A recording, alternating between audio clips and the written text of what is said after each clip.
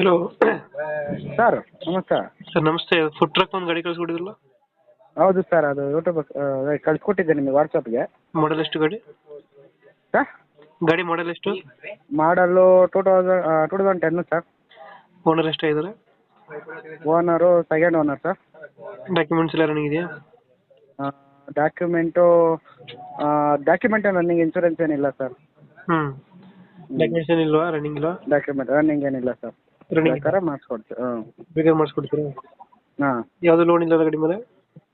Sir ಕೇಳಿಸ್ತಾ ಇಲ್ಲ. Loan ಏನಿಲ್ಲ ಗಾಡಿ ಮೇಲೆ? ಒಂದು ನಿಮಿಷ ಸರ್, ಕೇಳಿಸ್ತಾ ಇಲ್ಲ. ಒಳ್ಳೆ ಕಷ್ಟ ಬಜಾ ಇದ್ಬಿಡು.